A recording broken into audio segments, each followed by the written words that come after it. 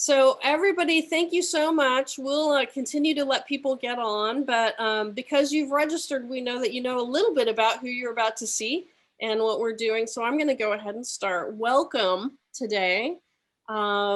We are representatives from Sesame Street and PsychArmor Institute, and we have joined forces today to talk with y'all about military and family caregiving, to talk with you about some of the resources that our organizations have to support military families and caregivers, and to talk a little bit about the times that we find ourselves in and how some of the things that we have developed over the course of years are being used and can be used by folks during COVID, when we're all doing more social isolation than we would care to, when respite is looking different than it used to and may not be available for everybody, when I know like at least a couple of us on this phone, on the panelists, myself and Rocio at least, have young children at home right now doing schooling.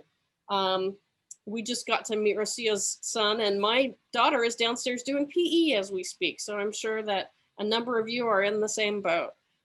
We will have some quick introductions. I'll start and then I'll jump to Heidi and then Rocio. And I'm going to just introduce myself quickly and have Heidi introduce herself and tell everybody a little bit about PsychArmor. And then have Rocio introduce herself as a person and then talk a little bit about Sesame Street and the resources you have. So my name is Dr. Carie Rodgers. I am a clinical psychologist by training, and I'm the Chief Program Officer at PsychArmor. I've worked with the military connected community for my entire career. I worked in the VA before I worked at PsychArmor, and I come from a long line of folks who have served in the military. So I'm proud of my family connections in their service. Heidi, you want to take it from here? Sure. Thanks, Carie. So I am Heidi Kraft, also a clinical psychologist and a Navy veteran. Spent 10 years on active duty in the Navy as both a flight and clinical psychologist, including a deployment to Iraq in 2004 with the Marines, when my babies, who are now college freshmen, were teeny weeny. So a lot of this seems like a long time ago, but also yesterday in some ways. I'm sure my military families out there can relate.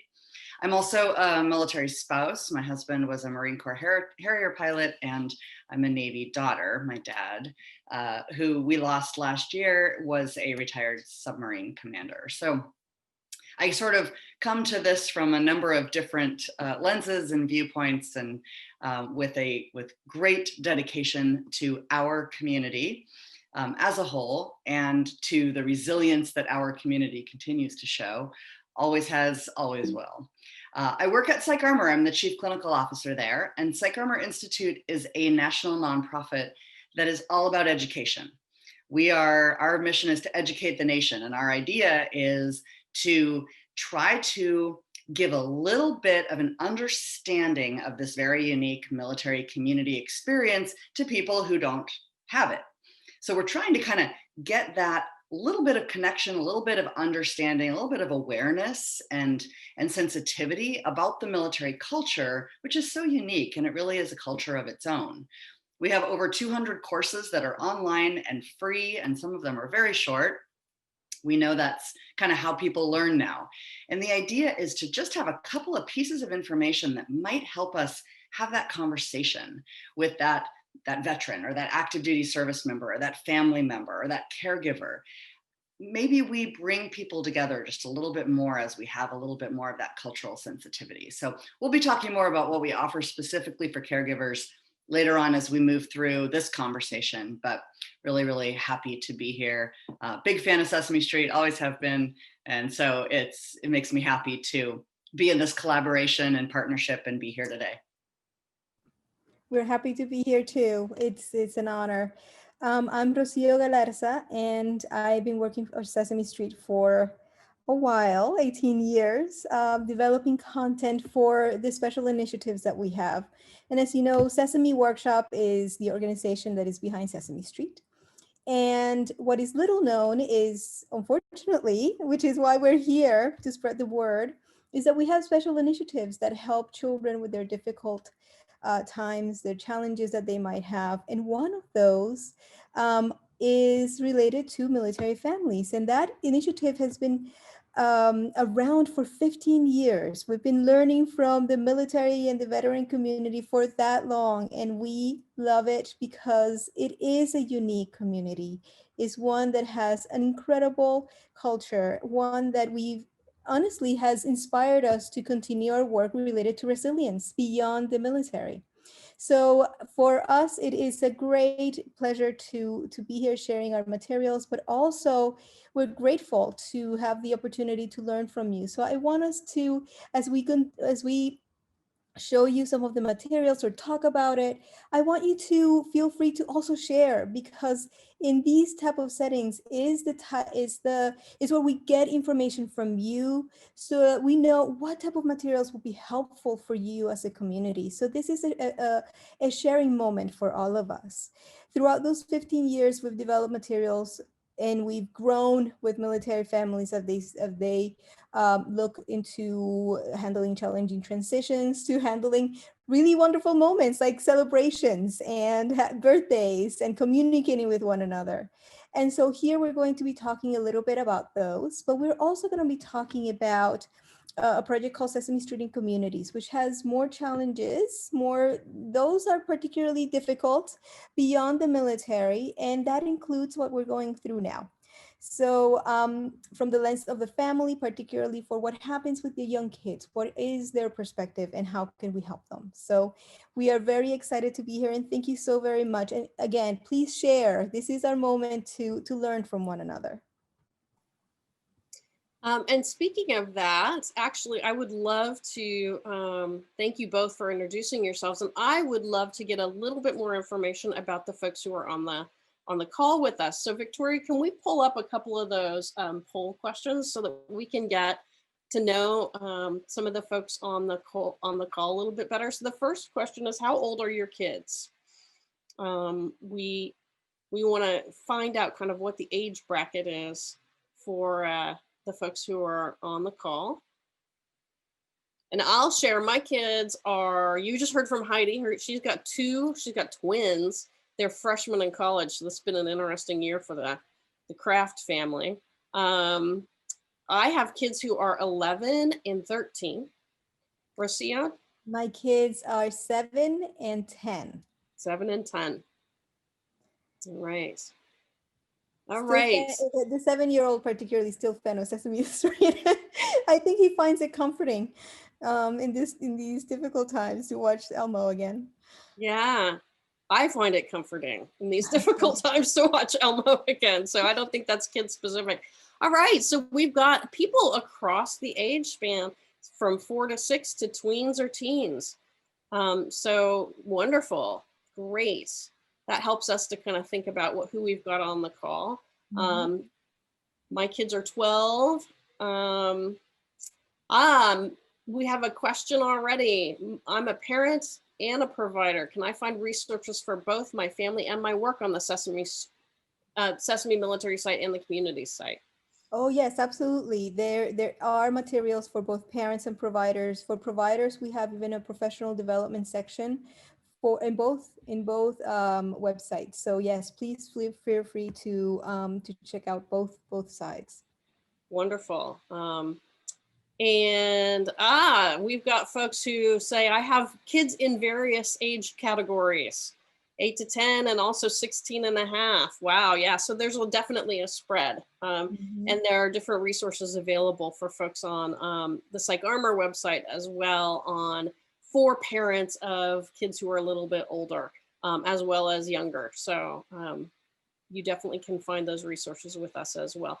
Victoria, let's do another poll question. I want to find out a little bit more about who's with us. Are you a military service provider? So we have some folks who are both providers and parents. I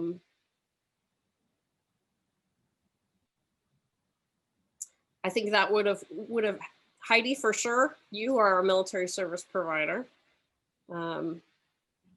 I would probably fall into that category. I'm not a veteran or a military service member, but I'm also a parent. And I will say the Sesame Street resources have been useful for me as I have had my children growing.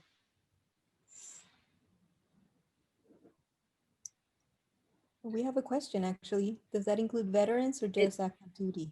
It can Right. include either. I would say it includes veterans for sure. Yep. Both.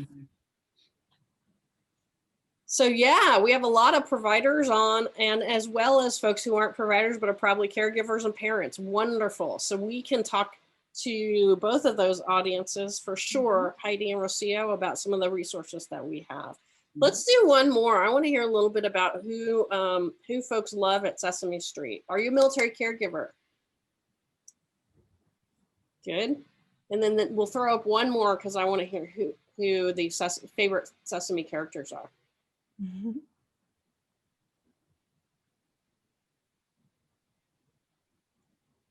All right, so we definitely have some caregivers on, and we have some folks who are probably providers, not family caregivers. It is National Family Caregiver Month, which is one of the reasons that we're doing this. So for those of you who are on, who are caregiving yourselves, thank you very much for what you do. It is truly a service. All right, let's do the last poll, Victoria, about the Sesame characters, because that's my favorite one.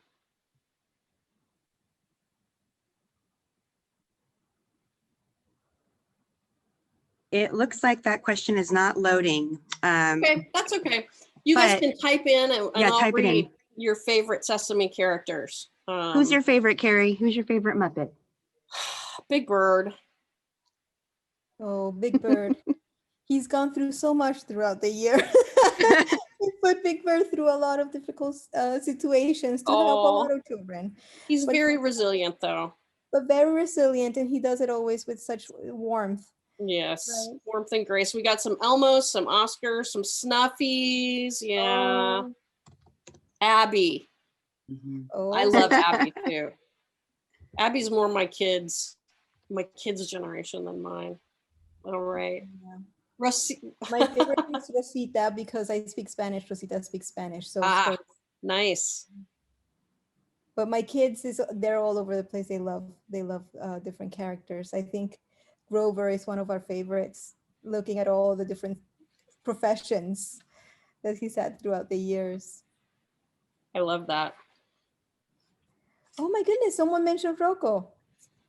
That's a pretty unique one. He's the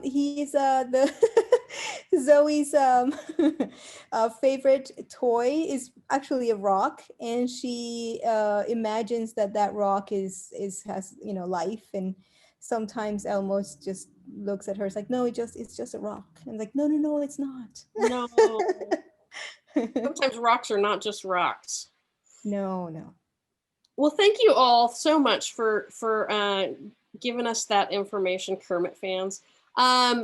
So I have a question for you, Rocio. I am wondering if you could talk a little bit about, you started talking about this, but I will admit that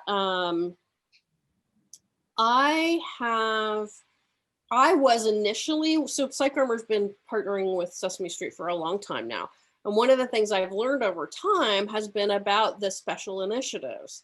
And I found it, in the beginning, I was a little bit confused. I kept going to the military family site and I didn't always find the things that I wanted, and then realized they were at the community site. So could you talk a little bit about the different initiative sites, what's on them, and then how people who, so particularly for this call, how military families might want to also go to the community site and what they might find there and how they might use that to work with their kids in particular, even though those resources don't sit particularly on the military family site. All right, so actually let's start with the Sesame Street for Military Family site. And the shortcut for that one is SS4MF. And we're going to send you a link to all of this, so don't worry. But the first site that we actually created was a military site. It was for families in the military community. And it was particularly to address the transitions related to deployment, homecoming, injuries, and for some grief. And after handling those very difficult transitions, what happened was that advisors from the military and outside of the military were using the materials for the public at large. And why? Because they were based on resilience skills, resilience factors. And as we had developed many other different initiatives that were separated, right? Like we have food insecurity here, and we were doing healthy habits there. And they told us, look, what you're doing for the military would be helpful for others, because the approach of resilience, the approach of looking at trauma and how that might affect young kids is something that anyone can benefit from, because the prevalence of difficult and difficult challenges, challenges that might seem hard to overcome, is so much in young kids particularly, and it can affect their lives. So we started with that website, Sesame Street for Military Families, which continues to grow. Families tell us what they want us to focus on from that community. But we also started a different website called Sesame Street in Communities. And again, ssic.org, don't worry, you get the link. But what you'll find there are a huge amount of topics that go from the very challenging to the less challenging, perhaps to the everyday challenges. And what we try to do there is to address things like incarceration, divorce, hunger. We try to address things that perhaps families do not know or need tools to address with young kids, or sometimes even older kids, elementary school kids, because they don't have the words, or they have stigma associated with them, and they don't know how to share some of the difficult ideas or what's going on with the situations with kids. And so what you will find in Sesame Street in Communities is a whole range of topics that do expand from, yes, some of the military family topics, because something like grief is actually more prevalent in the general public than it is in the military. But you'll have even more. And there you also will see that's where we've placed all of the materials related to COVID, which they have been updating materials every 2 weeks or every 3 weeks, because of the developments that continue to change based on the situation that children are encountering. But that is the difference between the two sites. One is for the general public, Sesame Street and Communities, and another one is more specific for transitions that are very particular to military families. And the one for military families, you will see that there is some sharing of information, because you tell us, this is important to me. Can you tell me more specific strategies for my community? But many times military families do jump from one side to the other, because they're topics that, as they transition perhaps into civilian life, that they benefit from exploring both sides. Heidi, that makes me really think about, we have at PsychArmor spent a lot of time since March talking about resilience. And Rocio, it's what you said really just made me think, oh, Heidi talks about this in the exact same way. Sort of the resilience that military families have because of the lifestyle they lead and the lifestyle they've chosen. And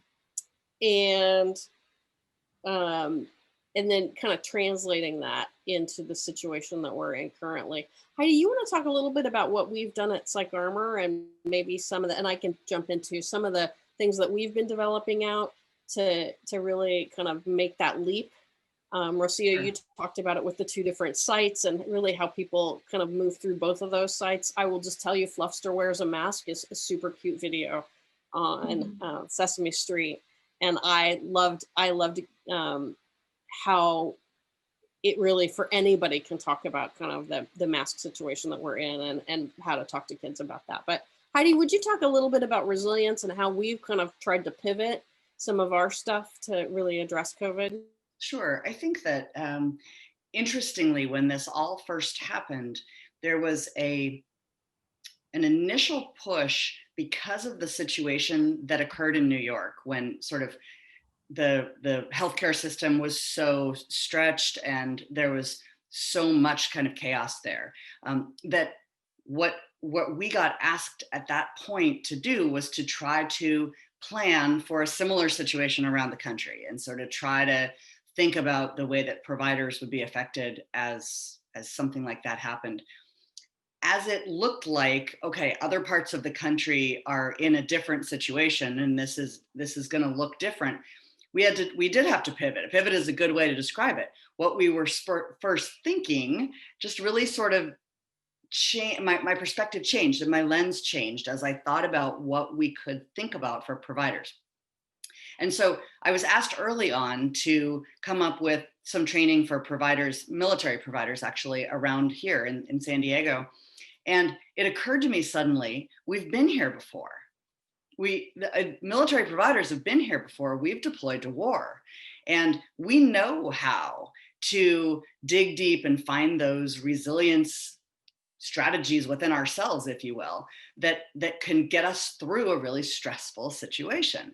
And so what I developed for training was all about, you know what you need. It's back there. We've learned it. We've used it. You just have to remind yourself now. So my initial talks were around remembering the resilience strategies we already knew.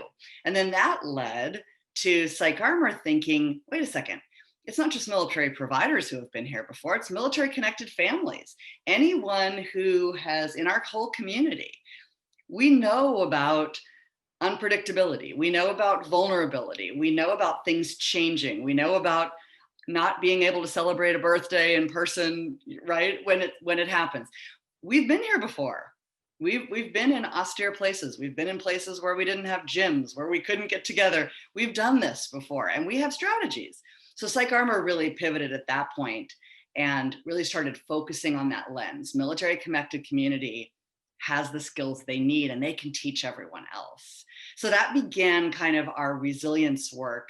A couple of months ago was where it kind of really hit its stride. And we've been doing it a lot for a lot of different groups, including caregivers, employers, providers, you name it, across the board. We've been reminding people that they actually have the resilience strategies they need.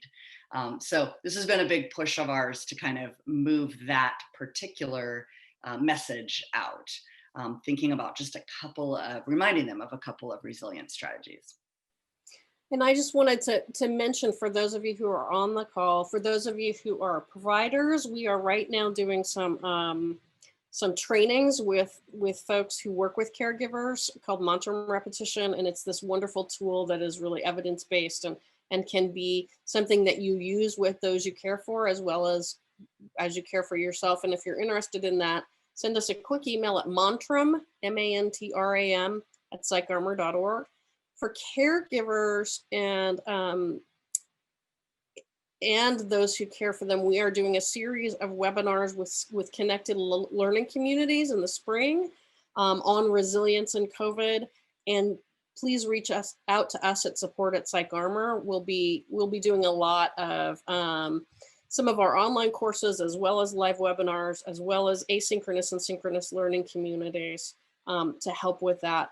I am actually wondering, Heidi and Rocio, as we are, we've got about 10 minutes or so left.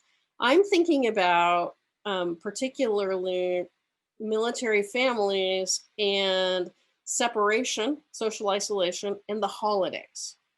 And I really have been thinking about this around COVID, because we are all kind of trying to figure out what holidays may look like this year. And I think there will probably be people who are separated from their loved ones during the holiday season.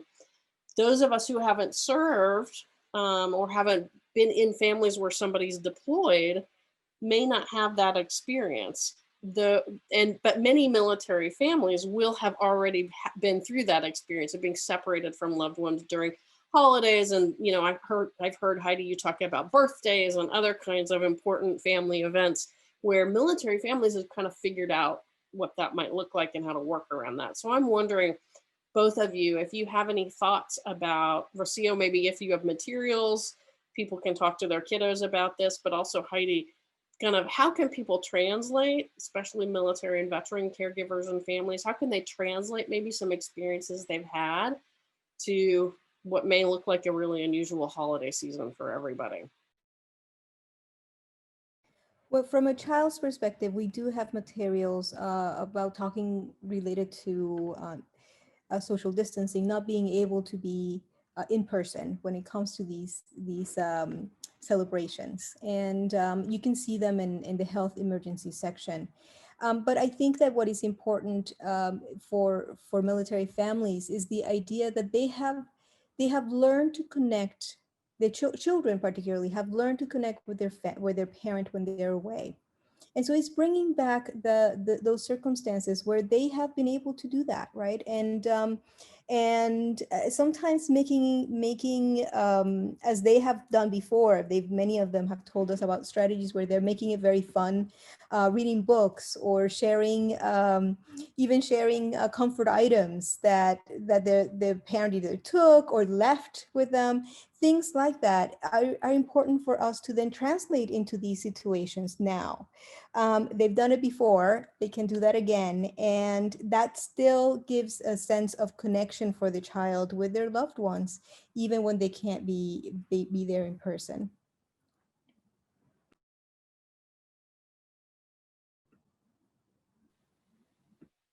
Heidi, you have any thoughts?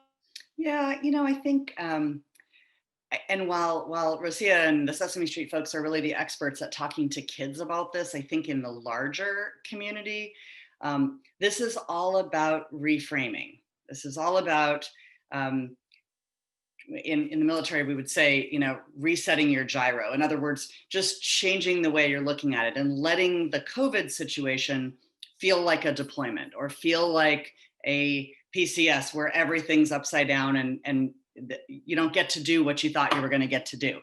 So as much as this is hard because it's been longer than we all wanted it to be, I still think this is a reframe. So if military connected people can relax their minds and remember that they used to say that Christmas is just a date on the calendar. For us, Christmas is going to be when mommy's home, right? And we're going to have Christmas, or we're going to have dad's birthday. We're going to make a big deal out of dad's birthday, even though his birthday was 6 months ago. A date on a calendar does not dictate a celebration, right? So I think that's the way I would encourage people to continue to remember that you used to do that. And for those of you that are providers, your military connected community patients and those that you're caring for, they remember that, they know it. They will tell you, yeah, I remember. So I think reminding us that COVID has put us in a situation where we have to allow ourselves to go back to that thinking and give ourselves permission for that to be okay. I'm going to be doing it with my own mom, and she was a military spouse. She remembers, it was a long, long time ago, but she remembers Christmas is going to need to be, after she gets the vaccine or whatever, right? I mean, we're gonna push it forward. We have to. And she had to when my dad was gone. So I think we relax our minds. We remember that we have this ability. We've done it before. Absolutely. And one thing that military families are so great at doing already is knowing what changes, what needs to change, and what needs to stay the same. Right? There's some things within these celebrations, within their routines that can't continue to be the same. And some things that maybe we create new ones, new routines, new traditions. And they've been doing this so many times. I mean, it's amazing how resourceful and how flexible they are throughout the deployments and PCSing and transitioning health providers, which is so hard for everyone else, but they do it so quick, they do it so well. So it is reminding us, but when we're looking at a family context, when we're looking at young kids, that all of these strategies are important right now. All of those strategies that you used to do, even though they seem sometimes like the simplest things, we know that those simple things can make a huge difference. Well, and for me, sort of on behalf of PsychArmor, but also I would guess Sesame has some similar experience. Those of you who are military and veteran caregivers, families, I really want to offer my thanks to you, because I will tell you, the rest of us are learning so much right now. from the experiences that you have had and are bringing forward. I think that this is another example of our military connected community, and I include veterans as well as active service members in that community. That community includes families, for sure, not just the person who was in the uniform or is in the uniform. I don't think that this gets said enough, but that community is often in the lead on so many social issues. And resilience is one of the places where I think we have, especially certainly at PsychArmor, in our products for helping healthcare providers, helping some of the other people that we serve. And Rocio, it sounds like Sesame Street actually actively took materials from working with military communities and really disseminated them, made those wider for the civilian population.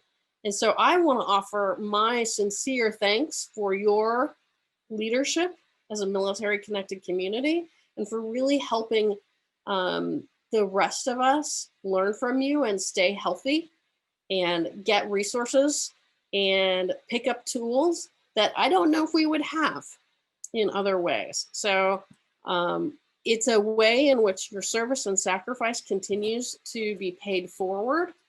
And I'm not sure that you are always aware of the large impact that you have on the rest of this country. So our organization has learned and continues to learn from you. I'm going to guess Sesame Street, you're right in line with that as well, that you have provided resources to the civilian community from what you've learned working with military community members. So thank you all very, very much. We are almost up against time. Is there any questions or comments before we leave from the audience? Thank you so much. I'm seeing happy love faces, and I'm seeing thank yous. And to the military connected community, we're all in this together. Any other thanks or any other thoughts from our caregivers and family members who've joined us today? So in COVID specific resources, what has Sesame created? Rocio, do you want to spend a little bit of time on that? Yes, of course. So since the pandemic began, and this is back even before April, we were starting to create materials. And every 2 weeks, we had a different set of materials. And what they amount to is a whole array of resources that tackle 3 different areas: health, like for example, washing your hands, wearing your mask, those type of very simple practices that sometimes it takes a little bit of time for kids to do in a consistent manner. So we know that if we model it with Elmo, they might get it. There's also resilience and trauma-related materials, because we know that there's the emotional aspect to all of this. And we wanted to support children in all of those challenges that might come up. And those include having someone that is sick, having someone that has passed away, but include other things like missing your friends, or if you're going back to school, separation anxiety, all of these different things as they've been, again, developing. If you have to return from school because the measures have changed, what happens with children, and how do you help them get used to going back to school online? We also included things like the information for the people that are helping us, the community helpers, because we have to say thank you.